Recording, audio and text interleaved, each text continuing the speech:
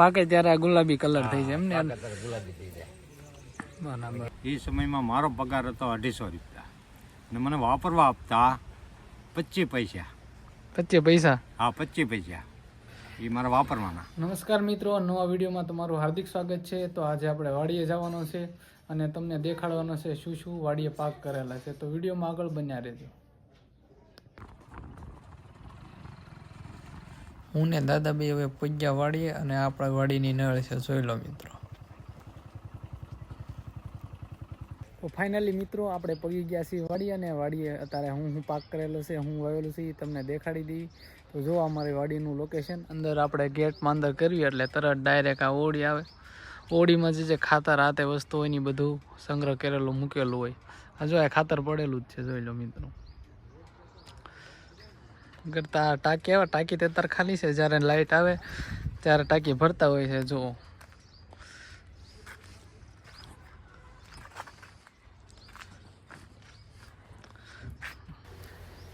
તો મિત્રો, આપણે જ્યારે વિડીયો ઉતારતા હતા ને ત્યારે દર્શનનો ફોન આવ્યો કે મારે વાડી આવવું છે. તો એને કાંઈ વાડી જોઈ નથી, તો આપણે દરવાજાની બહાર વાટ જોઈ અને મેં ફોન કરીને કહી દીધું છે કે આ જગ્યાએ આપણી વાડી છે, તો અહીંયા વાડીએ વી આવ. હાલો આપણે એને લેતા આવીએ.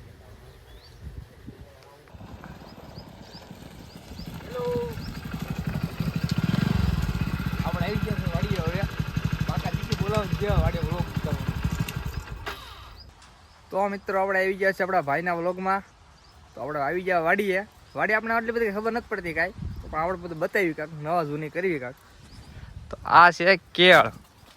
આમાં તો આવી ગયા છે કેળા. જેના ખાવો હોય વહી આવજો ફટાફટ વાડીએ, બરાબર છે? હું તમને બધાને લોકેશન આપી દઈશ. લોકેશન બધાને કોમેન્ટમાં દેવાનું જ છે, તમે તારે જોઈ લેજો. આ હું છે જણાવજો ફટાફટ. હો ભાઈ, તમારે કાંઈ કેવું છે? વાડી આવી ગયા છો આપણે, બરોબર છે? વાડી હું છે બધું તમને દેખાડવાનું છે. કેળ છે, દાડમ છે, જમરૂખ છે, એ ટુ ઝેડ વસ્તુ આપણી વાડીએ છે. જો આપણે દાડમ પણ છે, આવી ગયા છે દાડમ, ઝીણા ઝીણા જોઈ શકો તમે. દાડમ આવી ગયા છે, મોર આવી ગયા છે, આમાં જોઈ શકો. મોર છે, જમરૂખ છે અને ઘઉં પણ છે.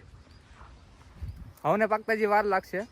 કેટલી વાર લાગશે મોટા ભાઈ? હજી વાર લાગશે અને 3 મહિને વહી જાય, કેમ કે હજી મહિનો જ થયો છે આપણે ઘઉંનો. હજી તમને ઘઉં આગળ બીજા છે એ બધા દેખાડવાના છે. આપણે તમને કીધું કે 2 જાતના ઘઉં છે, આસ્તરા અને પાસ્તરા.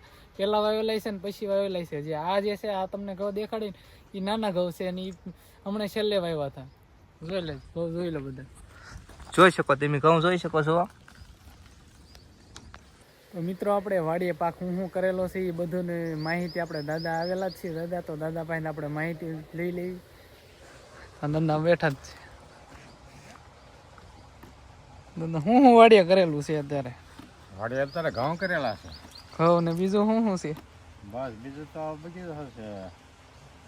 પોપિયા છે, ચીકુ છે, આંબા છે અને ઘઉંના 2 ઘેરા છે.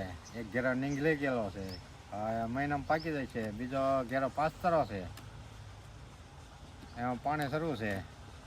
પાણી પછી ખાતર નાખવાનું છે આ સાંજનું. મિત્રો, આપણે વાડી હોય એટલે વાડીએ ઘણા કામ તો હોય જ છે. તે મોટા ભાગે કામ બધું દાદા જ કરતા હોય છે. તો દાદાને બધી માહિતી હોય જ છે કે 2 ઘેરા ઘઉંના કરેલા છે, આસ્તરો ને પાસ્તરો. એટલે કે 4 મહિને ઘઉં પાકે, 2 અલગ અલગ રીતે કરેલા છે. પેલા જે વાવ્યા હતા એ તો ઘણા નીંગલી ગયેલા ઘઉં છે ને બીજા છે એ નાના નાના ઘઉં છે. તો તમને એ ઘઉં હોય તે આગળ દેખાડી દઈ. તો મિત્રો, આપણે વાડી એક નવી જ વસ્તુ જોવા મળી છે. તો એ હું છે એ તમને દેખાડો ને આપણે દાદા પાસે એ વસ્તુની જાણકારી લઈ લઈ કે આ વસ્તુ છે શું.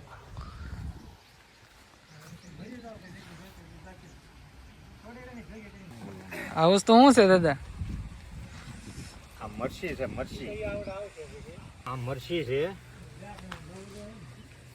આ મરસીમાં એવું છે કે પહેલા હું તમને કહું, જો આવે લીલા આવે છે, પેલા નાના લીલા આવે છે મરસા. પછી આ જાંબુડા કલર થાય છે. જાંબુડા કલરમાંથી એકદમ ગુલાબી કલર થઈ જાય છે.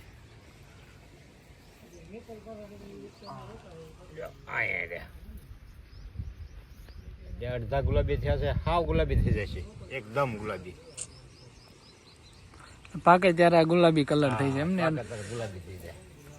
બરાબર. અત્યારે આવા કલરના છે. 3 કલર આવે. 3 કલર આ મરસીના. તો મિત્રો તમે આ મરચાં જોયા હોય તો કમેન્ટમાં નીચે જરૂર જણાવજો.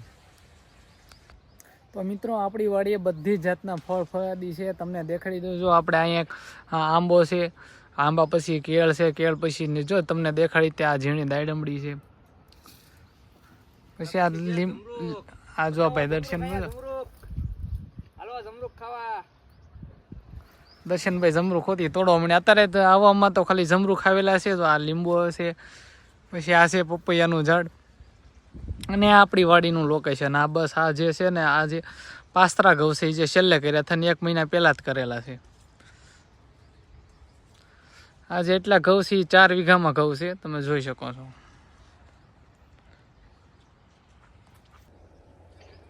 તો મિત્રો તમે જોઈ શકો છો જે આ ઘઉં છે ને આપણા નાના ઘઉં છે, અને આની પહેલાં આપણે ઘઉં કરેલા થાય આ મોટા ઘઉં છે.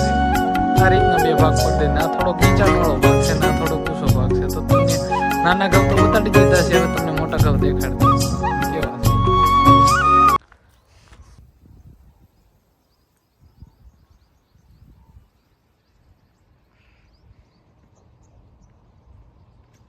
તો મિત્રો મેં તમને ઘઉં દેખાડ્યા એની બધી A to Z માવજત આપણા દાદાએ કરેલી છે. તો કઈ રીતને આપણે એની પાસે બધું વિગતવાર જાણી લેવી કે કઈ રીતની એની માવજત કરવી જોઈએ, કઈ રીતને એનું પાણ પાવું, ખાતર નાખવું, કેટલા ટાઈમે નાખવું, બધી માહિતી આપણે આપણા દાદા પાસે લઈ લઈશું.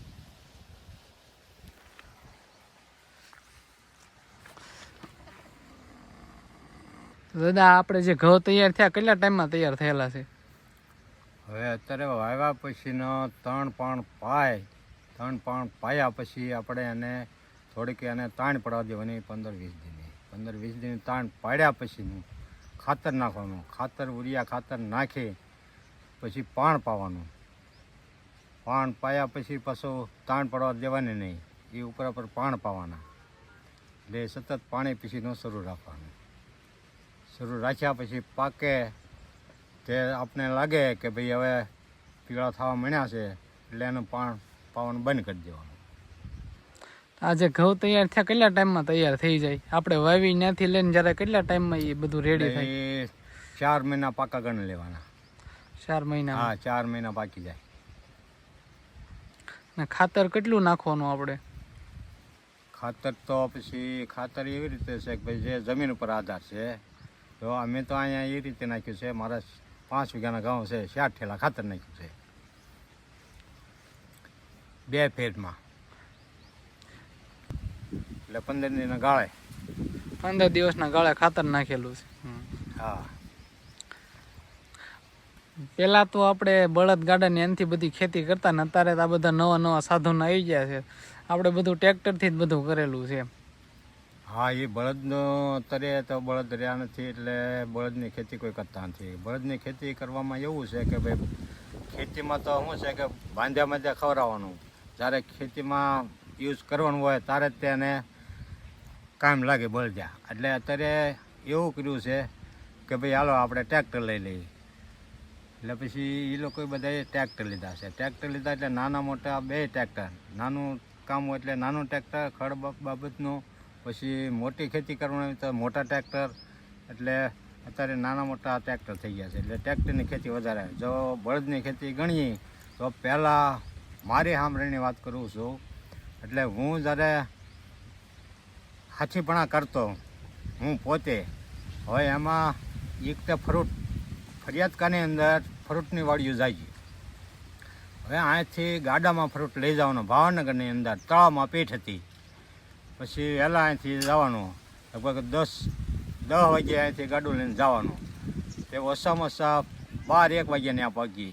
એ તરત માલ ઉતારીને પછી ત્યાંથી રિટર્ન થવાનું. રિટર્ન થઈને આવીને વાડીએ આવીને એ થોડોક આરામ કરવાનો.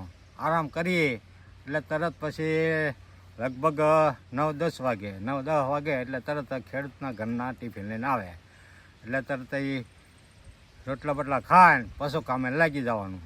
એટલે પછી ફ્રૂટ ઉતારવાનું. એટલે સતત આ રીતે પહેલાં બળદની ખેતી હાલતી. એટલે વહેલા ખેતી કરતા ત્યારની વાત કરું તો પહેલાં વહેલા 3-4 વાગ્યે જાગતા અને બળદને ઘાસ સારો ખવડાવતા. ધરવી કાઢવી પછી 5 વાગ્યાને નીકળી જાય. તારે ખેતી બળદની થતી. એ સમયમાં મારો પગાર હતો 250 રૂપિયા અને મને વાપરવા આપતા 25 પૈસા. 25 પૈસા. હા, 25 પૈસા એ મારા વાપરવાના. હા હા. અને આપણે ઘઉંમાં તે હવે ઘઉંમાં પેલા બધા વાઢવા આવતા ને અત્યારે તો ઈ વાઢવાની બધી સિસ્ટમ વહી જ ગઈ. અત્યારે તો મશીન થઈ ગયા છે, કટર મશીન મોટા આવી ગયા છે, એટલે એનાથી ઘઉં લેવડાવી દેવાના.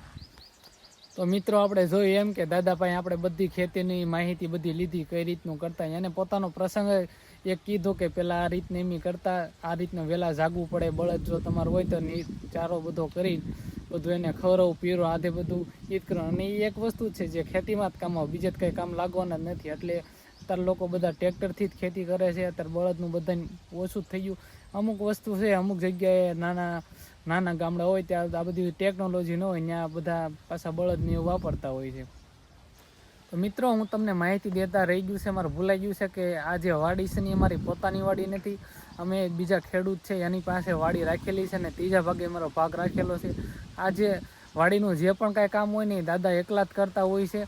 અને એ પોતાના પંડે ત્યાં 8 થી 9 વીઘાનું પોતે સંભાળે છે. જે વાડીવાળા છે એ અત્યારે અહીંયા નથી, હાલ તો એ લોકો સુરત છે. અને દાદા તે આ બધું ખેતીવાડીનું બધું કામ કરતા હોય છે. તો મિત્રો કેવો લાગ્યો આજનો અમારો વ્લોગ અને કેવી લાગી અમારી વાડી, ખાસ કરીને તમે કોમેન્ટમાં જણાવજો. અને જો ચેનલ ઉપર ન હોય તો સબસ્ક્રાઈબ કરવાનું ભૂલતા નહીં, અને લાઇક શેર અને સબસ્ક્રાઈબ જરૂર કરજો. તો મિત્રો મળીએ હવે આજ પછીના નવા વ્લોગમાં.